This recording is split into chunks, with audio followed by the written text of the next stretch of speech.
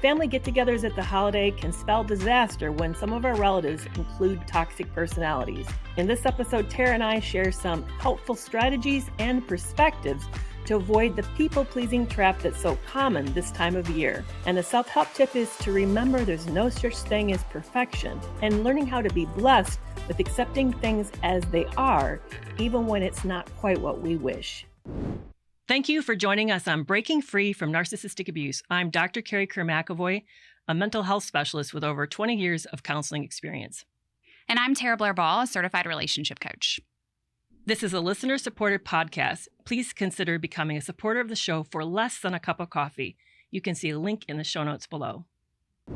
Around this time of year, as we're getting ready for Christmas holidays, one of the things I hear a lot on the lives is people having to deal with difficult family members, difficult plans, feeling like there's a no-win, that they're going to have to capitulate to such degree that they feel like their own holiday plans and their own family needs are being destroyed or overlooked or certainly stepped on. You know, I've heard stories of like, so-and-so always insists that we come to their house and it has to be this time and we have to stay this long. And then yet my in-laws want it to be, 3:00. And how do you do that when we have two kids who are under 3 years old? And you hear these kind of impossible situations. And the sad thing is that it is impossible. You're going to be the one that loses all. If we're into these situations where we're trying to keep everybody happy, we come out on bottom, and then it ends up our holiday basically is sort of, we're just thankful it's through and done so we can cross it off for this year. We really didn't experience the joy of the holidays. So I'd love to talk about that. Maybe we can talk about some solutions about it, some things to think about. I have a feeling that's not going to be easy advice because somebody's going to be unhappy, and how to even deal with that piece of it, that we can't please everyone all the time. Yeah. So is this something you've heard of, or you know people who've been struggling with this, or maybe you've struggled with this? I hear it all the time, just like you, especially around this time of year. Absolutely. It's something I started dealing with and struggling with when I was young. And after I got married, after I had kids, it got a little worse. Now, my husband's parents aren't alive. The rest of his family lives out of town. I no longer speak to my immediate family. So holidays are great now. But I absolutely remember just that drama. It's just, that's all that it was like drama and chaos and feeling like I was bending over backwards and exhausted and nothing was fun. I thought the holidays were about joy and coming together. And really it just was a lot of stress and drama and feelings of responsibility and obligation and stress. And that's what I hear a lot from my followers or my clients who are bringing this up too, is feeling stuck and trapped and really responsible for making nice, which I think a lot of us, that's what we try to do, is we want to make nice. We don't want conflict. And we think if we bend over backwards, pretzel ourselves, whatever, that it'll make it easier. In my experience, no. Yeah. Really stressed to making it nice, or really stressed to making it ideal. There's another angle that I have a story. One of the things that happened to me at Thanksgiving years and years ago was, and this is when a lot of people who are no longer alive in my life were alive. My late husband was around and my dad was around, and I would go to the whole 9 yards for Thanksgiving. I would pull out the china. I would iron the napkins and have cloth napkins. I would make everything. Maybe I might not make the pie crust from scratch, but I would try to make everything else from scratch. And then I would try to split the list with my other family members who were coming, but they didn't enjoy cooking. I was the only one who tried to cook. They would just can I bring soda? Is it possible just to bring the crescent rolls and we can pop that thing and, roll them and put them in the oven. So one year, so as a result of that, then a lot of the load would fall to me, that I would take on the heavier things. Like I didn't want to store-bought mashed potatoes. I wanted homemade mashed potatoes. So then I would make homemade mashed potatoes. So we're at the dinner and we're eating, and it's made and everything's there. And my dad, he eats some of the cranberry sauce, which, mind you, it's my sister had brought it, which meant it was brought in a can. And he says, "This is the best cranberry sauce I've ever had." Oh God. He says that right in front of me, right next to you. And I normally I don't do anything. I was usually very nice. I said, "Yeah, she worked real hard opening that can and dumping it into that bowl." That's what I said. And the whole table erupted in laughter because of that. But I was mad. I was mad because the china was out, the napkins were out. I think I had smoked that turkey, gone to the whole 9 yards. And the compliment goes to my sister for canned good. Mm-hmm. But I think it drives home that what's, for me these days, what's most important about the holidays. I'm not going to please everybody. I'm not. I do kind of have a wish of how I would like holidays to go. I would love to see family. I probably won't. I'll be staying here with my sons. Yeah, I wish maybe there was more of a religious focus and maybe to have more, spiritual Christmas music on. That's not where my kids are at. I need to respect that. I don't have the bandwidth to cook the way I used to, so I'm going to have to make sacrifices. That's really what I'm getting at. I'm going to have to make sacrifices, but it also may mean I have to make sacrifices to how other people feel about the way I celebrate this holiday. That I may need to be okay with their unhappiness, that it's not quite the way they imagined either. And to see that is not necessarily my responsibility. I was thinking I have a slightly different angle for dealing with this or thinking about this. I never had good holidays growing up.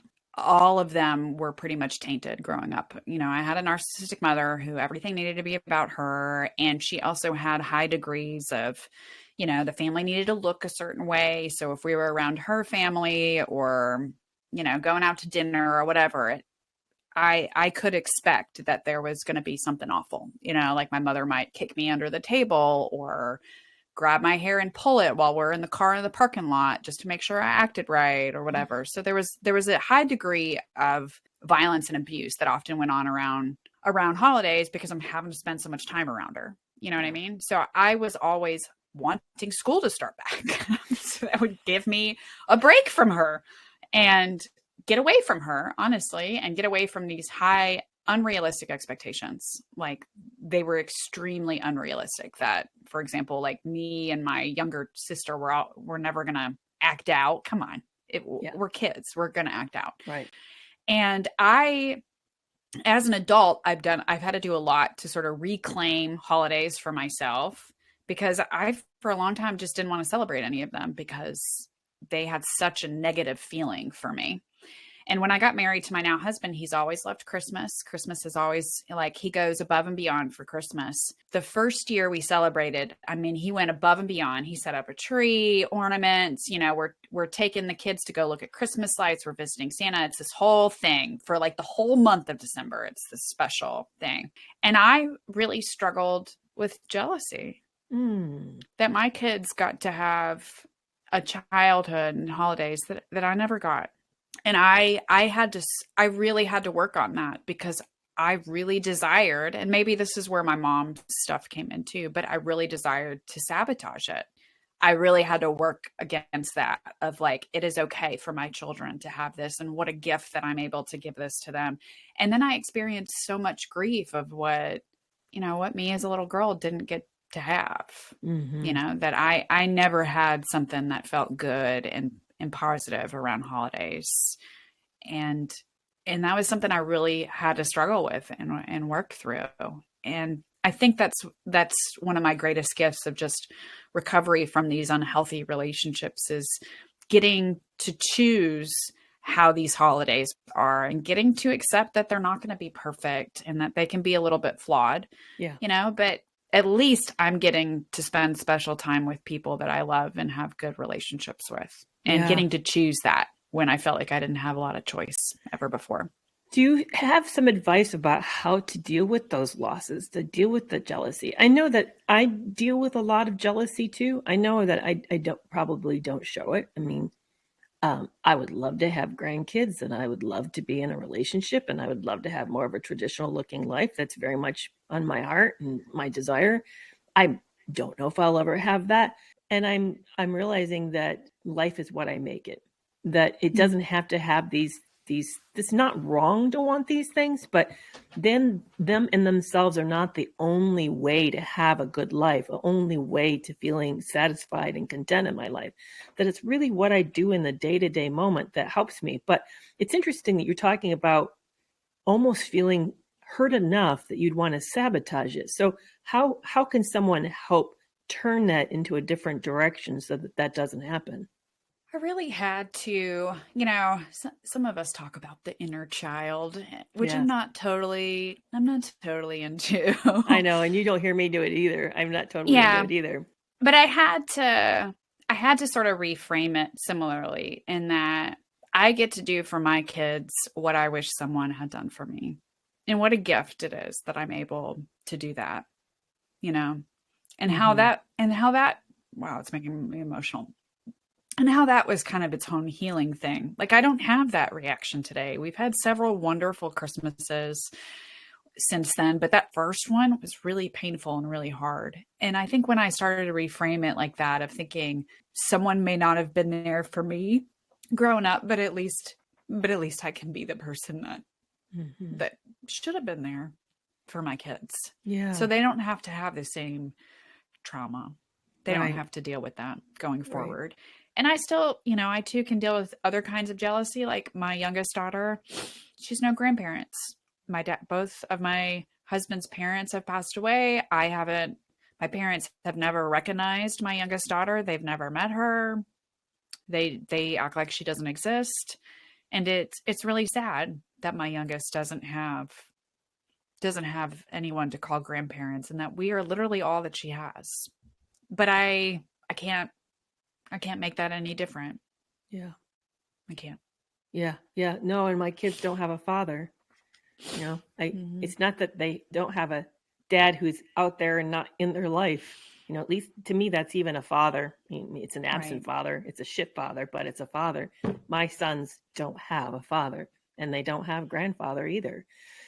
So yes, I sit there and I feel those painful things and those losses, and I wish those losses weren't there for my children. But I also realize that, but life isn't perfect, and focusing on what we don't have then means I'm missing what I do have. And I know I will be spending an amazing holiday with my sons, that we will get together and we will. I don't.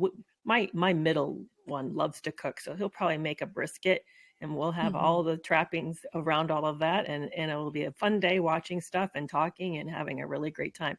Is it the way that I wished? No, but Mm. it's really good the way that it is.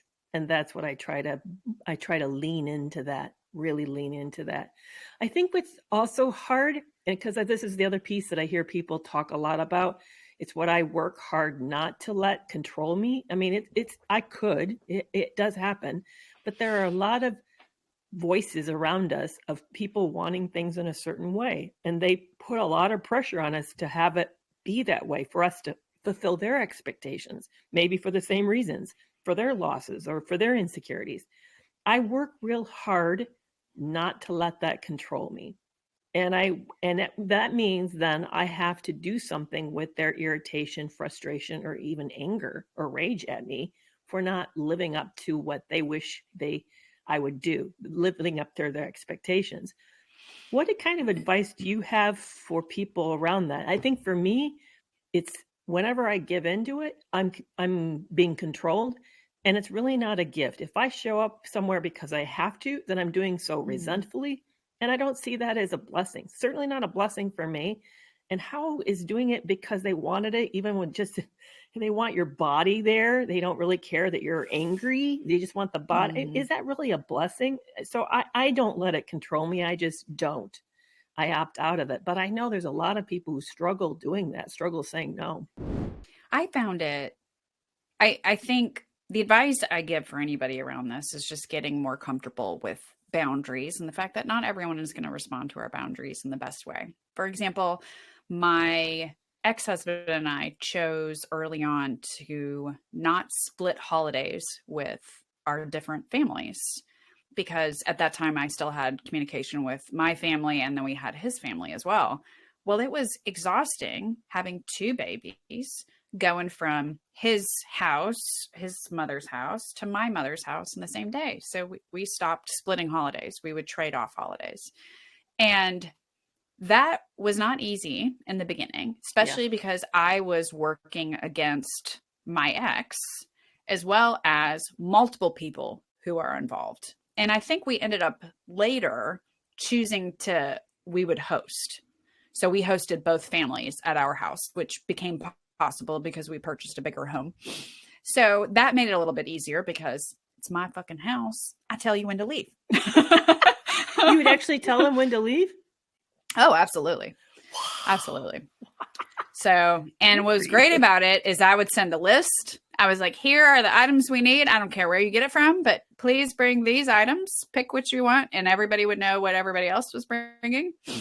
And that made things a lot less stressful, having that kind of power. You know, it's my home, get out, my rules, whatever. But still, there was a lot of pushback from all of it. And having to get comfortable with saying that just doesn't work for me. I'm sorry, that just doesn't work for me. You know, and that's the boundary piece. Yeah, but you've had a lot of practice because you said you were seen as Tara the difficult one, or Tara the antagonistic person, or whatever word that you Tara used. the terrorist. Well, yeah, but you referenced it. But you referenced it in the last podcast we just taped, which probably is not going to be in this order. But but you got okay with people not liking you, or okay with people finding you challenging. A lot of people struggle with that. That's hard. Yeah. It feels like a violation of who they want to be and who they feel themselves to be. And then they end up giving in and being really, really upset. I wish, I'm thinking, what kind of advice can we give to them? And my advice is not easy. And I think yours is probably maybe in the same vein. And that is, we have to give up on that. We have to be okay with not everybody liking us. We have to be okay with disappointing people. Because at the end of the day, somebody's going to get disappointed. That's the reality. It will either be you, your family, or somebody else, but somebody is going to be disappointed unless you get really lucky. I would rather have it be somebody else than have it to be me. Maybe that sounds selfish, but do you see any other way through this when it's really, there's going to be a losing situation? I think, coming back to the South, I heard years ago that expectations are premeditated resentments. So in some way, that's so good. You gotta step back and say that again. Expectations are what? Expectations are premeditated resentments. So some of what we can control is our own expectations of how people are going to react or respond, how things are going to go. And I think that can be a way to sort of go into a holiday or a time when things are going to be stressful. People are going to have differing opinions, differing, holds on you, whatever, to maybe just approach it a little differently, of you not having expectations at all, just sort of going in and letting it be however it can be. And that at least you can control how you are reacting and feeling about it. So you aren't disappointed, resentful, angry, because you didn't have the expectations to begin with. Right. And then if something goes well, you're surprised. And if something goes poorly, kind of what you expected. Oh, wow. Exactly. I didn't have any expectations. Right. So my husband says a lot, expect the worst, prepare for the best. And I think for a lot of us who have been in really toxic, unhealthy situations, we're so used to the bad that that's what we can expect. And that when good happens, we're actually really surprised. And I think that's another way to see it too. But at least we can control our own expectations and not be putting that onto the situation and ourselves and how things need to look and being not okay with that. Yeah, I think that's so critical. It really is. That's a great suggestion, just to really control our expectations and really set realistic goals, I mean, and pay attention to your needs, pace yourself, pace your family. And we don't have to please everybody. It's not our job to keep everybody else happy. It's really their upsetness with you not coming through for them the way that they want. That's really their problem with themselves. It's really not about you. It's their problems with themselves. And that's something that you don't have any control of, because you can do everything that they ask you to do and they still won't be happy. You'll still lose it. I was So thinking about yours with the canned cranberries too, is why are you doing something yeah, and where are you getting your validation and approval yeah, from? yeah, You know, were you making the homemade mashed potatoes because that's what you wanted and because that's what you enjoy making? Or were you doing it because you're wanting or expecting something in return, like approval, a compliment, yeah, flattery? And maybe that'd be a place to sort of mitigate or stop some issues. You know, thinking yeah, about, choosing not to do something because you know the only reason you're doing it is for that validation or approval. yeah, yeah, exactly. And by Because the you may way, not get it, and I'm that's not that big. shitty. Exactly. I'm not that big of fans of mashed potatoes, so it certainly wasn't for me. I wasn't doing it for me. So yeah, exactly. But stopping and assessing that's a really great way to figure that out so that we don't do those things for the wrong reasons and don't Yeah. exhaust ourselves for the wrong reasons.